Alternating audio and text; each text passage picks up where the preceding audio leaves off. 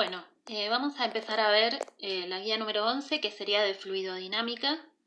En este caso estaríamos hablando de nuestro modelo para fluidos, en este caso en movimiento. Entonces, si ustedes van leyendo la guía 11, van a ver que empezamos a trabajar con el tema de campo escalar. Entonces, la primera actividad, bueno, acá no hay mucho que hacer, hay que responder las preguntas, pero lo que nos está mostrando este gráfico son isobaras. ¿Qué significa? Que sobre cada uno de estos puntos la presión atmosférica va a ser la indicada acá. Entonces ahí lo que vamos a ver es como, digamos, no es que la presión se mantiene constante en toda la superficie, sino que va siguiendo estas líneas. Las unidades en las que está la presión es atmósferas. Entonces, la presión atmosférica normal, que es esa que es 1013,25 hectopascales, que sería 10 a la 2 pascales, esa es la normal, eso equivale a una atmósfera. Estas, como ven, hay variaciones de una atmósfera, hay veces, en general todas estas son mayores. En ningún lado hay menos de una atmósfera, pero bueno. Bueno, la idea sería ver eso, ¿no? Responder esas preguntas. El siguiente tema que aparece es esto, que habla del flujo estacionario. Entonces, bueno, vamos a ver qué es eso. Que esto un poco lo hablamos en la clase de la otra vez. ¿Qué es? El flujo estacionario es el equivalente en fluidos a velocidad constante. ¿Qué significa esto? Si yo miro, por ejemplo, este es un río que corre el agua. El flujo es estacionario si punto a punto las velocidades se mantienen constantes. Es decir, si yo mirara un pedacito de agua, ¿no? Si yo dijera, bueno, mi objeto de estudio va a ser un pedacito de agua que cayó desde el deshielo de arriba de la montaña y que viene bajando. Entonces yo lo que voy a ver es que ese pedacito de agua va a ir cambiando su velocidad en todo su recorrido. Primero va a ir cambiando su dirección, obviamente, a medida que va avanzando va tomando distintas direcciones. Y también va cambiando su rapidez. Entonces, en ese sentido, digamos, nosotros ya vimos que para fluidos no nos convenía modelizar así. Lo que vamos a modelizar es lo que conocemos como campo. Nosotros vamos a representar las variables en puntos del espacio. Entonces lo que tenemos es que este río lo voy a separar en puntos del espacio. Entonces voy a decir, bueno, acá, en este punto, la velocidad es esta, supongamos, ¿no? En este punto de acá la velocidad es esta. En este punto de acá la velocidad es esta. En este punto de acá la velocidad es esta. Bueno, un poco más larga.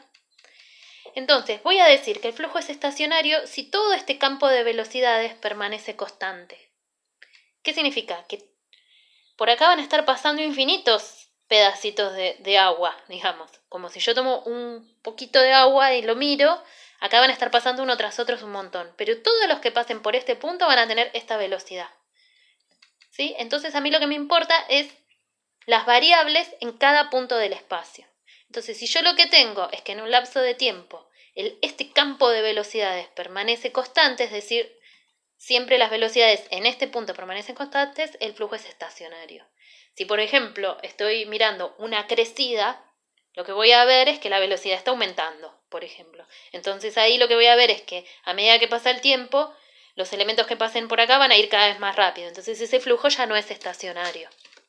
¿Bien? Bueno. Estas flechitas, cuando yo hago un barrido como completo, lo que obtengo es un campo de velocidades. ¿Bien? A cada punto del espacio le corresponde una velocidad. Bueno, eso sería el flujo estacionario.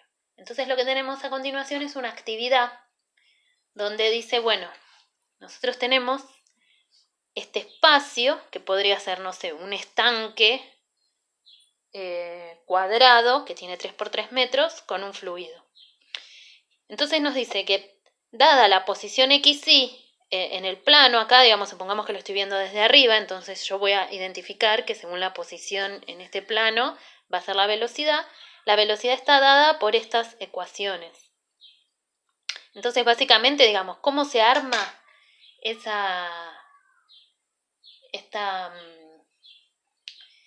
campo de velocidades que ustedes ven graficado ahí? Bueno, se arma mediante esta ecuación.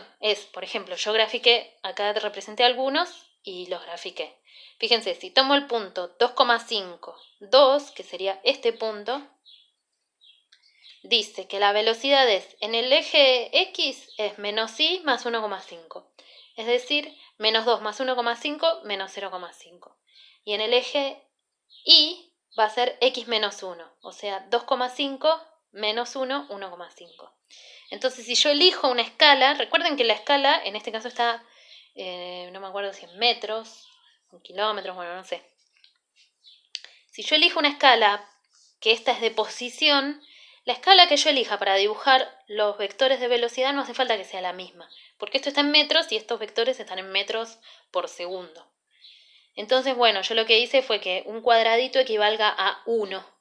Un metro por segundo es un cuadradito. Entonces, fíjense, menos 0,5 sería medio cuadradito hacia atrás en X y un cuadradito y medio hacia arriba en Y. Y entonces ahí tengo la flecha de la velocidad en ese punto.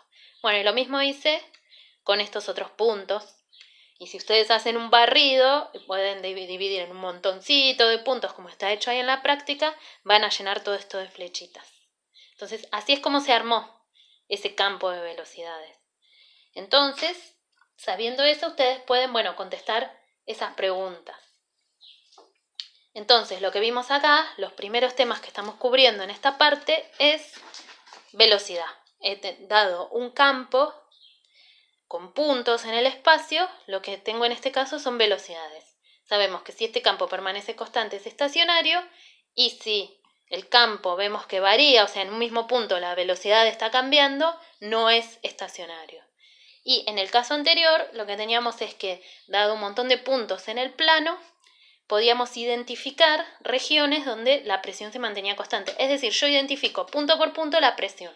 Recuerden que la presión es un escalar, yo la identifico con un punto.